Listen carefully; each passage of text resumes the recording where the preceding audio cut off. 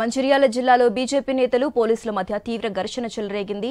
నస్పూర్ మండలంలోని తీగల్పహడ్ ప్రభుత్వ పాఠశాలలో ఏర్పాటు చేసిన పట్టభద్రుల పోలింగ్ బూత్లో వాగ్వాదం జరిగింది. పోలీసులు తమపై దాడి చేశారని ఆరోపిస్తూ జాతీయ రహదారిపై బీజేపీ నేతలు రాస్తారోకోకు దిగారు. కాంగ్రెస్ పార్టీకి పోలీసులు సహకరిస్తున్నారంటూ ఆరోపించారు. రామగుండం సిపి ఘటనాస్థలానికి చేరుకుని ఇరు వర్గాలను చెదరగొట్టారు.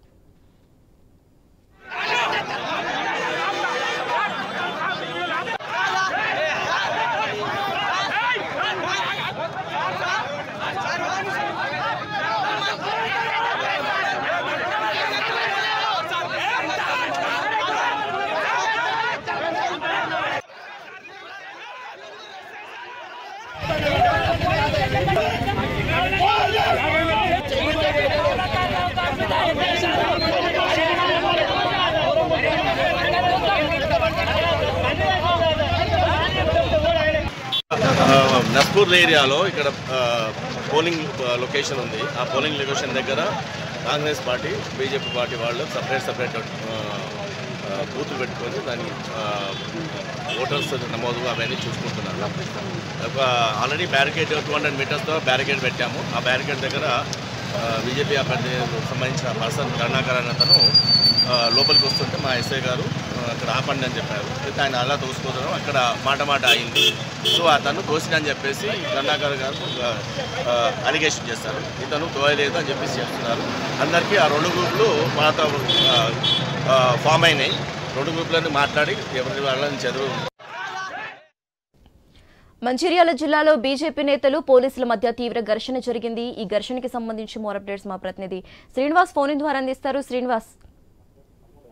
శశిరేఖ, ఉమ్మడి ఆదిలాబాద్ జిల్లా వ్యాప్తంగా ఓవైపు ఎమ్మెల్సీ ఎన్నికలు సజావు అవుతున్న వేళ మంచిర్యాల జిల్లాలోనైతే ఉద్రిక్త వాతావరణం అయితే చోటు చేసుకుంది. మంచిర్యాల జిల్లా నస్పూర్ మండలంలోని తీగలపాడు ప్రభుత్వ పాఠశాలలో ఏర్పాటు చేసిన పట్టభద్రుల పోలింగ్ బూత్ లో ఇటు పోలీసులకి బీజేపీ నాయకుల మధ్య తీవ్ర వాగ్వివాదం అయితే జరిగింది. ఆ బీజేపీ నాయకుడైనటువంటి కమలాకర్ రావు ఇటు పోలింగ్ బూత్ లోకి చొచ్చుకొని వెళ్తుండగా పోలీసులు అడ్డగించారనేసి రామగుండం శ్రీనివాసులు అయితే చెప్తున్నారు.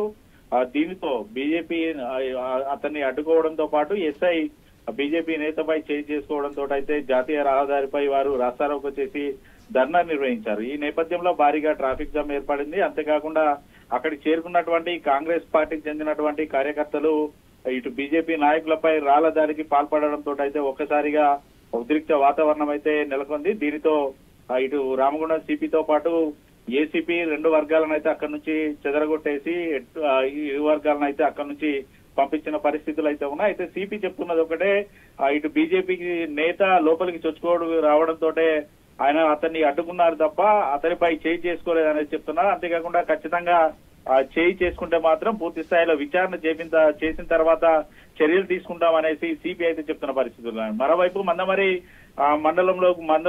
పట్టణ ప్రాంతంలో ఉన్నటువంటి పోలింగ్ బూత్ వద్ద కూడా ఉద్రిక్త వాతావరణం అయితే చోటు చేసుకుంది. ఇటు బీజేపీ కార్యకర్తలకు సంబంధించినటువంటి టెంట్ లో కాంగ్రెస్ కార్యకర్తలు కూర్చోవడంతో ఇరు వర్గాల మధ్యనైతే ఘర్షణ వాతావరణం అయితే నెలకొంది.